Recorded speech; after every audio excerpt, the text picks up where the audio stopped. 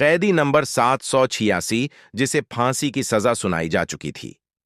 जब उसकी फांसी का दिन करीब आया तो जल्लाद उसे फांसी के फंदे के पास ले जाने की तैयारी करने लगे। उसी वक्त शाहाबाद जेल की 22 साल की खूबसूरत जेलर साहिबा इंस्पेक्टर आफरीन ने उससे उसकी आखिरी ख्वाहिश पूछी। कैदी ने जो ख्वाहिश जाहिर की, उसने पूरी जेल में सनसनी फैला दी। उसने कहा, जेलर साहिबा, मेरी आखिरी ख्वाहिश है कि मैं अपनी जिंदगी की आखिरी रात किसी कुंवारी लड़की के साथ बिताना चाहता हूं, जो अपनी मर्जी से मेरे साथ हो। बस एक रात लड़की मेरे साथ सोए, यही मेरी ख्वाहिश है। यह सुनते ही वहां मौजूद सारे सिपाही और जेल अधिकारी हैरान रह गए। सब एक दूसरे का मुंह ताकने लगे। किसी को समझ ही नहीं आ रहा था कि ऐसी ख्वाहिश कैसे पूरी की जा सकती है। तभी उस कैदी ने बताया, अगर मुमकिन हो तो पूरे रैनापुर शहर में ऐलान करवा दीजिए कि क्या कोई ऐसी लड़की है जो एक रात के लिए एक सजाए मौत कैदी की दुल्हन बनने को तैयार हो। यह सुनकर हर सिपाही सदमे में आ गया। लेकिन सवाल यही था, क्या वाकई इस कैदी की ख्वाहिश पूरी की गई? वो लड़की कौन थी, कहां से आई थी, और उस रात ऐसा क्या हुआ कि सबके रोंगटे खड़े हो गए? मेरा नाम आफरीन है। मैं एक 35 साल की लेडी इंस्पेक्टर हूं। मेरी पूरी जिंदगी पुलिस स्टेशन, कोर्ट कचहरी और जेलखानों की ऊंची ऊंची दीवारों के बीच ही गुजर गई। मैंने जिंदगी में बहुत से कैदियों को आते जाते देखा है। कुछ बेगुनाह लगते थे, कुछ बेहद खूंखार, लेकिन एक कैदी ऐसा था जिसने मेरे दिल को अजीब सी कशमकश में डाल दिया। उसका नाम था कैदी नंबर 786। वो कोई आम कैदी नहीं लगता था। उसकी आंखों में एक अजीब सी गहराई थी, जैसे वह किसी दूर की दुनिया में खोया रहता हो। मैं उसे कभी ठीक से समझ नहीं पाई। न वह पूरी तरह मासूम लगता था, न पूरी तरह मुजरिम। जब मैं नई नई नौकरी पर लगी थी, उस वक्त मेरी उम्र महज 22 साल थी। मैं जवान थी और जिंदगी को देखने का नजरिया भी नया था। जब भी मेरी नजर उस कायदी पर पड़ती, मुझे लगता जैसे वह किसी गहरी सोच में डूबा हुआ है। उसके चेहरे पर अजीब सा सुकून था, लेकिन उसकी आंखों में हमेशा उदासी रहती थी। जो बात मुझे सबसे ज्यादा परेशान करती थी वो यह थी कि उसकी उम्र सिर्फ 21 साल थी। उसने अभी दुनिया देखनी भी ठीक से शुरू नहीं की थी और अब उसे हमेशा के लिए इस दुनिया को अलविदा कहना था। वो बहुत कम बोलता था। ऐसा लगता था जैसे उसके पास बोलने के लिए लफ्ज ही नहीं हो, या शायद वो बोलना ही नहीं चाहता था। कई बार मेरा दिल चाहता कि उससे पूछूं, आखिर तुमने ऐसा कौन सा गुनाह किया है कि तुम्हें मौत की सजा सुनाई गई?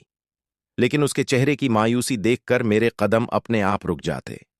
फिर भी कैदी नंबर 786 को देखकर मेरे दिल में एक हमदर्दी सी पैदा हो जाती थी, जैसे कोई सवाल मेरे अंदर ही अंदर जन्म ले रहा हो। मगर जेल के कानून बहुत सख्त होते हैं। कैदियों से जरूरत से ज्यादा बात करना या हमदर्दी दिखाना सख्त मना था। एक दिन मुझे खबर मिली कि 2 दिन बाद कैदी नंबर 786 को फांसी दी जानी है। उसे आखिरी बार अपने घर वालों से मिलने की इजाजत भी मिलेगी। यह खबर पढ़ते ही मेरे दिल में अजीब सी बेचैनी दौड़ गई। मेरे दिल की घबराहट बढ़ती ही जा रही थी, जैसे कोई अनहोनी होने वाली हो। मैं जानती थी कि हर सजाए मौत पाए कैदी से उसकी आखिरी ख्वाहिश जरूर पूछी जाती है। मौत से पहले यही एक इकलौता हक होता है, चाहे वह अपना पसंदीदा खाना खाना, चाहे किसी अपने से मिलना चाहे, या कोई और ख्वाहिश जाहिर करे। उस दिन कैदी नंबर 786, जिसका असली नाम आदिल था, अपनी मां से मिल रहा था। उसकी मां उससे लिपटकर जोर जोर से रो रही थी और बार बार कह रही थी, बेटा, मुझे पूरा यकीन है कि अल्लाह तुझे फांसी से बचा लेगा। उसके यह अल्फाज मेरे कानों में देर तक गूंजते रहे। एक मां का इतना यकीन मेरे लिए नाकाबिल यकीन था। फांसी की सजा सुनाई जा चुकी थी और जेल में शायद ही कभी कोई फैसला वापस लिया जाता है। फिर भी वह औरत पूरे भरोसे के साथ कह रही थी कि उसका बेटा बेगुनाह है या कोई करिश्मा जरूर होगा। उसी दिन मुझे हुक्म मिला कि आदिल से उसकी आखिरी ख्वाहिश पूछ ली जाए। मैं सोच रही थी कि शायद वह कहेगा कि वह अपने घर वालों के साथ कुछ और वक्त गुजारना चाहता है। ऐसे हालात में कौन बड़ी ख्वाहिश करता है? लेकिन मुझे क्या पता था कि उसकी आखिरी ख्वाहिश इतनी अजीब और हैरत अंगेज होगी कि मैं सुनकर हिल जाऊंगी। मैं उसके पास गई और जिंदगी में पहली बार उससे बात की। कुछ पल खामोशी रही।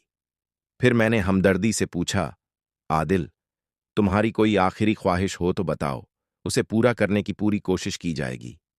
आदिल ने मेरी तरफ देखा और आहिस्ता आवाज में बोला, मैडम, मेरी एक आखिरी ख्वाहिश है, लेकिन मैं चाहता हूं कि आप पहले मुझसे वादा करें कि उसे पूरा किया जाएगा। मैं हैरान थी। फिर भी मैंने उसे तसल्ली दी और कहा, यह हर कैदी का हक है। तुम्हारी ख्वाहिश को पूरा करने की कोशिश जरूर की जाएगी।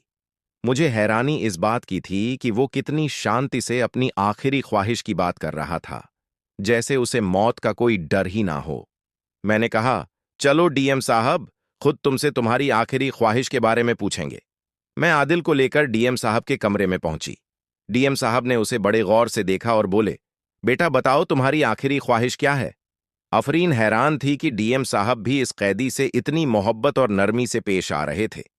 आमतौर पर ऐसा नहीं होता था, लेकिन शायद वे हकीकत जानते थे, जैसे उन्हें मालूम हो कि आदिल का जुर्म उतना सीधा नहीं था, या फिर यह भी कि उसे यह सजा क्यों मिली थी। इस जेल में अक्सर ऐसे कैदी होते थे जिनके जुर्म बहुत मामूली होते थे, लेकिन सजाएं बेहद सख्त। वहीं बड़े बड़े गुनहगार आजादी से घूमते रहते थे। यही कड़वी सच्चाई थी। आदिल ने गहरी सांस ली और बेहद शांत आवाज में कहा, सर, मेरी आखिरी ख्वाहिश यह है कि मैं जिंदगी में पहली और आखिरी बार शादी करना चाहता हूं। मैं निकाह करना चाहता हूं और अपनी बीवी के साथ एक रात गुजारना चाहता हूं। यह सुनते ही कमरे में जैसे सन्नाटा छा गया। मैं, डीएम साहब और बाकी मौजूद अफसर हैरानी से एक दूसरे का चेहरा देखने लगे। किसी को यकीन ही नहीं हो रहा था कि एक सजाए मौत का कैदी ऐसी बात इतनी इत्मीनान से कह सकता है।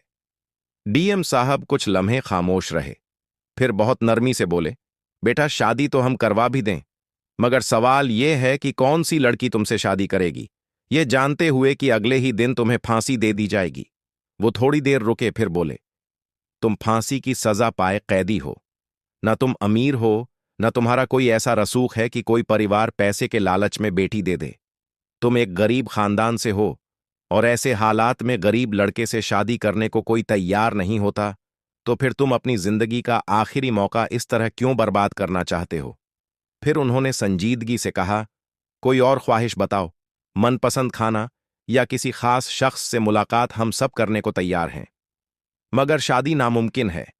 लेकिन आदिल पर डीएम साहब की बातों का कोई असर नहीं हुआ। वो पूरे इत्मीनान से बोला, साहब, मैं पहले ही कह चुका हूं, मेरी आखिरी ख्वाहिश शादी ही है।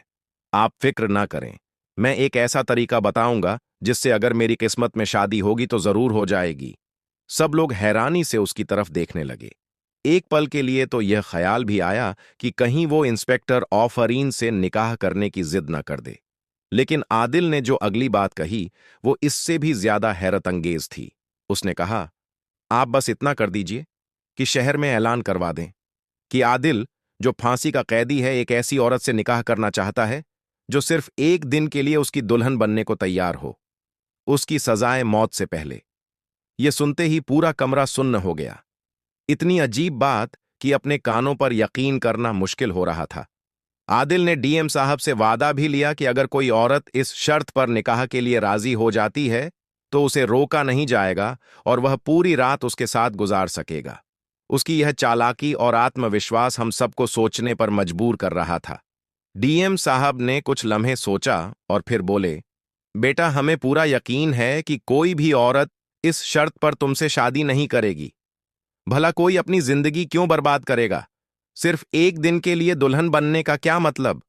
कौन अपने घर वालों से दुश्मनी मोल लेगा? लेकिन आदिल पूरी तरह शांत रहा। नरम लहजे में बोला, आप बस ऐलान करवा दीजिए, अगर कोई नहीं आया तो मुझे कोई और ख्वाहिश नहीं, फिर चाहे मुझे सरेआम सूली पर चढ़ा दिया जाए। आदिल की इस जिद के आगे आखिरकार सब अफसरों को झुकना पड़ा। पूरे शहर में ऐलान करवा दिया गया कि आदिल, जिसे 2 दिन बाद फांसी दी जानी है, अपनी आखिरी ख्वाहिश के तौर पर एक दिन के लिए शादी करना चाहता है। अगर कोई औरत इस शर्त पर निकाह के लिए तैयार हो तो आगे आए। यह ऐलान पूरे इलाके में गूंज गया, लेकिन सबके दिल में एक ही यकीन था, कोई भी लड़की ऐसी शर्त पर आगे नहीं आएगी। आदिल एक गरीब खानदान से था। इंस्पेक्टर आफरीन को भी पूरा भरोसा था कि यह सब सिर्फ एक औपचारिकता है। आफरीन बताती हैं, हमें यह सब एक मजाक जैसा लग रहा था, एक नामुमकिन सी बात। लेकिन ठीक 1 घंटे बाद एक सिपाही दौड़ता हुआ आया और हाँफते हुए बोला, इंस्पेक्टर साहिबा, जेल के बाहर एक लड़की आई है। वो दुल्हन के लिबास में है और उसके साथ एक काजी साहब भी हैं। ये सुनते ही मैं और डीएम साहब चौंक पड़े। हम फौरन बाहर की तरफ निकले। जेल के दरवाजे पर एक नौजवान लड़की खड़ी थी। उम्र कोई 18 से 19 साल। वो पूरी तरह दुल्हन बनी हुई थी, सजी धजी शादी के मुकम्मल कपड़ों में। उसके साथ एक मौलवी साहब खड़े थे, जिनके हाथ में निकाह का रजिस्टर था। डीएम साहब ने हैरानी से पूछा, मौलवी साहब, आप कौन हैं और यह लड़की कौन है? मौलवी साहब ने जवाब दिया, यह लड़की मेरे पास खुद आई थी। इसने कहा कि मैं इसका निकाह पढ़ाऊं। मैंने उस लड़की से कहा, क्या तुम जानती हो कि जिससे तुम शादी करने जा रही हो उसे मौत की सजा मिली हुई है? लड़की ने बिना झिझक जवाब दिया, जी मुझे सब पता है। हम सब हैरान रह गए। मौलवी साहब बोले, मैंने इसे बहुत समझाया, कहा, बेटी अपनी जिंदगी क्यों बर्बाद कर रही हो? लेकिन यह अपनी जिद पर अड़ी रही। इसने कहा, मैं सिर्फ और सिर्फ आदिल से ही शादी करूंगी। फिर उन्होंने धीमी आवाज में जोड़ा, क्योंकि यह आदिल से सच्ची मोहब्बत करती है। यह सुनते ही पूरी जेल में खामोशी छा गई। हमें यकीन ही नहीं हो रहा था कि कोई लड़की किसी कैदी से इतनी मोहब्बत कर सकती है कि उसके लिए सब कुछ छोड़ने को तैयार हो जाए। बात जितनी अजीब थी उतनी ही सच भी, और किसी को इस पर ऐतराज करने का हक नहीं था। हमारा काम सिर्फ कैदी की आखिरी ख्वाहिश पूरी करना था। आखिरकार कानूनी प्रक्रिया पूरी करने के लिए मौलवी साहब को अंदर बुलाया गया। आदिल को उसकी कोठरी से निकालकर जेल ऑफिस में बैठाया गया। वहीं मौलवी साहब ने आदिल और उस लड़की का निकाह पढ़ा दिया। निकाह पूरा होते ही आदिल ने हल्की सी मुस्कान के साथ कहा, वादे के मुताबिक अब आप मेरी दुल्हन को मेरे पास भेज देंगे। बस एक दिन के लिए फिर यह लड़की चली जाएगी। उसके बाद मुझे फांसी दे देना। मुझे कोई गम नहीं होगा। मेरी मोहब्बत मुझे मिल गई, यही मेरे लिए काफी है। आदिल की यह बातें सुनकर इंस्पेक्टर आफरीन की आंखें भर आईं। सच्ची मोहब्बत शायद ऐसी ही होती है, बेधड़क, बेखौफ। आफरीन ने दिल ही दिल में सोचा, लेकिन उसे क्या पता था कि इन अल्फाज के पीछे एक ऐसी कहानी छुपी है जो हम सबके होश उड़ा देने वाली थी। डीएम साहब ने हल्की सी मुस्कान के साथ आफरीन की ओर इशारा किया और बोले, लड़की को आदिल के सेल में ले जाओ और दरवाजा बंद कर दो। आफरीन ने आदेश का पालन किया। दोनों को सेल में बंद कर वह बाहर आ गई। उसके मन में यही था कि ज्यादा से ज्यादा कुछ ही देर में वह लड़की खुद ही घबराकर बाहर निकलना चाहेगी। आखिर मौत की सजा पाए कैदी के साथ रहना कोई आसान बात थोड़ी है। मगर वक्त गुजरता गया और बाहर सिर्फ हल्की हल्की सरगोशियों की आवाजें आती रहीं। कभी कभी ऐसा लगता है जैसे कोई किसी चीज को खोलने या छेड़ने की कोशिश कर रहा हो। आफरीन को शक हुआ, कहीं यह लोग दरवाजा तोड़ने की कोशिश तो नहीं कर रहे, लेकिन अगले ही पल उसने खुद को समझाया। सेल का दरवाजा मोटे लोहे का था। उस पर बड़ा और मजबूत ताला लगा था। उसे तोड़ना नामुमकिन था। वो अपने ऑफिस लौट गई, मगर उसका दिल बेचैन था, दिमाग सोचों में उलझा हुआ। अचानक जेल के अंदर से एक दिल दहला देने वाली चीख गूंजी। आफरीन फौरन अपनी कुर्सी से उछली और दौड़ती हुई आदिल के सेल की तरफ पहुंची। क्या हुआ? उसने अंदर झांकते हुए पूछा। सेल के अंदर वही लड़की खड़ी थी। दुल्हन के लिबास में उसका घूंघट नीचे गिरा हुआ था। सांसें बेतरतीब थीं, पूरा बदन कांप रहा था। जैसे ही आफरीन ने उसे गौर से देखा, वो कांपती हुई बोली, मुझे यहां से निकालो, मैं यहां नहीं रहना चाहती। आफरीन हैरान हो गई। अब क्या हुआ? उसने पूछा। अभी तो तुमने अपनी मर्जी से निकाह किया था। मोहब्बत का नशा उतर गया। अब अपने मुस्तकबिल की फिक्र होने लगी। लड़की ने कोई जवाब नहीं दिया, बस अपने कपड़े ठीक करने लगी, जैसे किसी बात ने उसे अंदर तक झकझोर दिया हो। आफरीन ने दरवाजा खोला और अगले ही पल वो लड़की बिजली की तरह बाहर निकली। बिना कुछ कहे, बिना पीछे देखे सीधी बाहर चली गई। आफरीन ने सेल का दरवाजा फिर से बंद किया, ताला लगाया, अपनी जिम्मेदारी निभाई और वापस ऑफिस आकर बैठ गई। कुछ देर बाद थकान के मारे उसे नींद आ गई। सुबह होते ही डीएम साहब तेज कदमों से आफरीन के ऑफिस में दाखिल हुए। उनका चेहरा गुस्से से तमतमा रहा था। कैदी नंबर 786 कहाँ है? वो गुस्से में गरजे। आफरीन चौंक गई। वह अपने सेल में ही होगा सर। लेकिन डीएम साहब की आंखों में शक साफ दिख रहा था। जाकर अच्छी तरह देखो, उन्होंने कड़क आवाज में कहा। आफरीन का दिल जोर जोर से धड़कने लगा। वो भागती हुई आदिल के सेल की तरफ गई। दरवाजे के पास पहुंचकर उसने रोज की तरह आवाज लगाई, आदिल दरवाजे के पास आओ। कोई जवाब नहीं। उसकी पेशानी पर पसीना आ गया। दिल की धड़कन और तेज हो गई। उसने खिड़की से अंदर झांका और जो मंजर देखा उसके होश उड़ गए। सेल के अंदर एक शख्स मर्दाना कपड़ों में जमीन पर लेटा था, पीठ दीवार की तरफ। आफरीन की सांसें रुक गई, हाथ कांपने लगे। उसने फौरन दरवाजा खोला और उस शख्स को पलटा। अगले ही पल उसके पैरों तले जमीन खिसक गई। यह तो वही लड़की थी जो कल रात दुल्हन बनकर आदिल से निकाह करने आई थी। आफरीन की आंखें फटी की फटी रह गईं। उसी वक्त डीएम साहब भी वहां पहुंच गए। जैसे ही उन्होंने यह देखा, गुस्से और हैरानी से चिल्ला उठे, ये क्या खेल है? आदिल कहां है? आफरीन जवाब देने की हालत में भी नहीं थी। डीएम साहब का गुस्सा और बढ़ गया। यह सब तुम्हारी लापरवाही का नतीजा है। अगर तुम्हें अपनी ड्यूटी निभानी नहीं आती तो यहां क्यों हो? उन्होंने दहाड़ते हुए कहा। तुम्हारी गफलत की वजह से एक सजाए मौत का कैदी जेल से फरार हो गया है। आफरीन का दिमाग सुन्न पड़ चुका था। उसकी नजर सामने पड़ी लड़की पर गई। सच अब बिल्कुल साफ था। यह सब एक धोखा था। आदिल ने हम सबको बेवकूफ बना दिया था। वो खुद दुल्हन के लिबास में जेल से फरार हो चुका था। कल रात तक आफरीन समझती रही कि यह लड़की मोहब्बत में पागल होकर आई है, कि वो आदिल से सच्चा प्यार करती है। मगर हकीकत यह थी, यह सब एक साजिश थी। आदिल ने इसी लड़की को मोहरा बनाया और हम सब आंखों पर पट्टी बांधे उसकी मदद करते रहे। अब सवाल यह था, इस लड़की का क्या किया जाए? वो हमारे सामने बैठी थी। उसके चेहरे पर ना डर था, ना पछतावा। बिल्कुल इत्मीनान से बोली, आप लोगों ने आदिल के साथ अच्छा नहीं किया। वो सजाए मौत का हकदार नहीं था। आफरीन ने गुस्से में कहा, यह तो वक्त ही बताएगा। लड़की ने सीधी आफरीन की आंखों में देखते हुए कहा, वो बेगुनाह है और वो यह बात साबित भी करके रहेगा। यह सुनकर आफरीन का गुस्सा और बढ़ गया, लेकिन वो कुछ कर नहीं सकती थी। उसी पल डीएम साहब ने सख्ती से हुक्म दिया, आदिल को फौरन तलाश करो। अगर वह हाथ नहीं लगा तो 2 दिन बाद हुकूमत को क्या जवाब देंगे? उन्होंने गुस्से में कहा, हैं? उसे फांसी देनी थी और वह पूरी जेल को धोखा देकर फरार हो गया। यह हमारे लिए बहुत बड़ी शर्म की बात है। इंस्पेक्टर आफरीन का दिल बुरी तरह घबरा रहा था। वजह साफ थी, उसने अभी अभी नौकरी ज्वाइन की थी और उसी शुरुआत में इतनी बड़ी चूक हो चुकी थी। आफरीन बताती है, मैं खुद समझ नहीं पा रही थी कि मेरे साथ इतना बड़ा धोखा कैसे हो गया।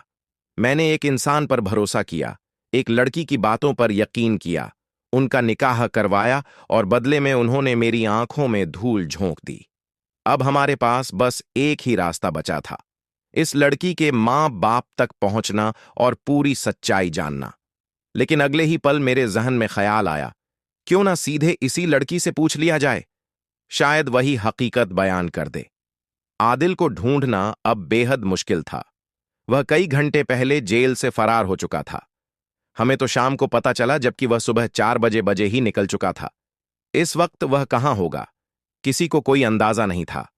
मैंने उस लड़की की तरफ देखा और नरमी से कहा, मुझे तुमसे 2 सवाल करने हैं और मुझे उम्मीद है कि तुम सच सच जवाब दोगी। उसने बिना हिचक कहा, मैं आदिल भाई के बारे में हर बात सच सच बताने के लिए तैयार हूं। मैं चौंक गई। वह अब भी आदिल को शौहर नहीं भाई कह रही थी।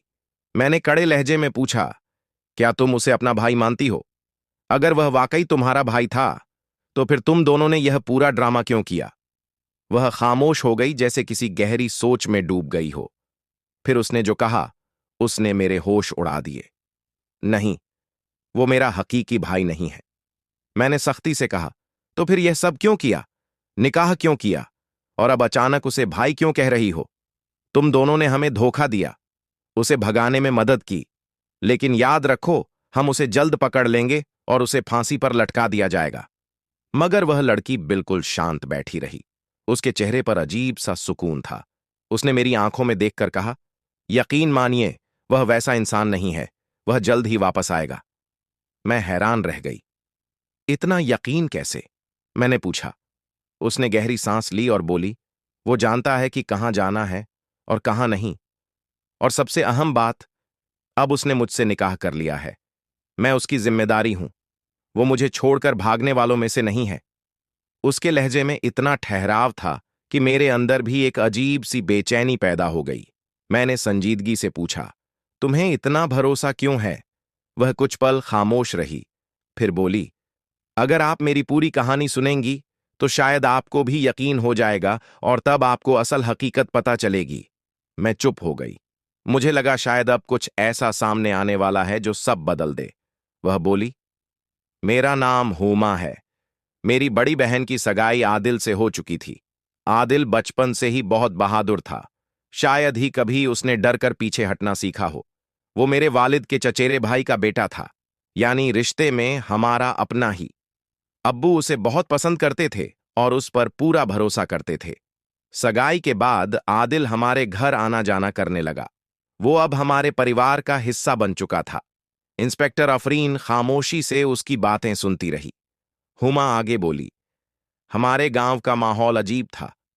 एक रात आदिल बहन से मिलने हमारे घर आया। उस दिन अब्बू घर पर नहीं थे। घर में सिर्फ मैं और मेरी बहन थी। मैं रसोई 3 में चाय बना रही थी। सब कुछ सामान्य लग रहा था कि अचानक दरवाजे पर जोर जोर से दस्तक होने लगी। मैं घबरा गई। सोचा कहीं अब्बू तो नहीं आ गए। मैंने बाहर झांका और जो देखा उससे मेरे रोंगटे खड़े हो गए। 3-4 आदमी बाहर खड़े थे। उनके चेहरे क्रूर थे, नियत खतरनाक। इतना समझना मुश्किल नहीं था कि यह कोई आम लोग नहीं बल्कि बदमाश थे। उन्होंने चिल्लाकर कहा, दरवाजा खोलो वरना तोड़ देंगे। मैंने गिड़गिड़ा कर कहा, हम घर में अकेली 2 लड़कियां हैं, कृपया चले जाइए। मगर उनमें से एक हंसते हुए बोला, हमें सब पता है। अभी अभी यहां एक नौजवान आया है, हमें बेवकूफ मत बनाओ। शोर सुनकर आदिल बाहर आ गया। उसने दरवाजा खोला और मुझे इशारे से अंदर भेज दिया। मैं अपने कमरे में छिप गई, लेकिन बाहर हो रही हर आवाज साफ सुन रही थी। आदिल उन बदमाशों के सामने खड़ा हो गया। उनमें से एक ने बेहद घटिया बात कही। आदिल का खून खौल उठा, लेकिन उसने खुद पर काबू रखा क्योंकि वो अकेला था और सामने 4 लोग थे। उस रात आदिल ने समझदारी से काम लिया और उन्हें किसी तरह भगा दिया, लेकिन इसके बाद यह रोज का तमाशा बन गया। अब्बू जैसे ही घर से निकलते, वो लोग बाहर खड़े होकर हमें तंग करते। फिर एक रात सब कुछ बदल गया।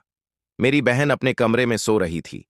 अचानक खिड़की टूटने की आवाज आई। कोई जबरदस्ती अंदर घुस रहा था। उसी वक्त आदिल भी घर में मौजूद था। उसने अपनी आंखों से एक बदमाश को खिड़की से कूदते देखा। बस फिर क्या था? एक भयानक लड़ाई छिड़ गई। उस झगड़े में उन बदमाशों ने मेरी बहन को मार डाला और आदिल ऐसे केस में फंसा दिया गया जिसकी सजा उसे मौत के रूप में मिली। असल गुनहगार कभी पकड़े ही नहीं गए। हुमा की आवाज रोते रोते भर्रा गई। अगर हम अमीर होते, अगर हमारे पास ताकत होती, तो शायद यह सब ना होता। इस दुनिया में कमजोरों के लिए इंसाफ कहां है? आदिल ने किसी बेगुनाह का खून नहीं किया। उसने अपनी बहन अपनी इज्जत बचाने के लिए लड़ाई की थी। हकीकत में हम मुजरिम नहीं थे। वो सिसकते हुए बोली, मुजरिम वो थे जो हमारी इज्जत पर नजर डालते थे और हमारी जिंदगी को झर बना रहे थे। फिर उसने एक और चौंकाने वाली बात कही। आदिल की मां ने उसी मुलाकात में पूरा मंसूबा मुझे समझा दिया था। मेरी मां ने भी कहा था, अगर जरूरत पड़ी तो मैं अपनी दूसरी बेटी को भी कुर्बान कर दूंगी, मगर अपने बेटे को सजा नहीं होने दूंगी। हुमा रोते हुए बोली, हमारे परिवार को आदिल की ज्यादा जरूरत थी, मेरी नहीं। अगर मैं मर भी जाती तो शायद किसी को फर्क ना पड़ता। इसीलिए मुझे कुर्बान किया गया। फिर उसने आखिरी बात कही। उस रात आदिल एक बड़े वकील से मिलने गया था। वो वकील उसका एहसानमंद था, क्योंकि कभी आदिल ने अपनी जान पर खेलकर उसे बदमाशों से बचाया था और अस्पताल पहुंचाया था। अब वह वकील एहसान चुकाने के लिए तैयार था। अगले ही दिन केस दोबारा खुलवाया गया। पुराने फैसले की हर कड़ी उधेड़ी गई। गांव के वह लोग सामने लाए गए जो डर की वजह से चुप थे। मेडिकल रिपोर्ट, घटनास्थल के सबूत और उन बदमाशों के नाम अदालत के सामने रखे गए जो असल में उस रात घर में घुसे थे। अदालत में सनसनी फैल गई जब 2 बदमाश पकड़े गए और उन्होंने कबूल किया कि लड़की की मौत झगड़े में उनके हाथों हुई थी। आदिल ने तो बस घर की इज्जत बचाने की कोशिश की थी।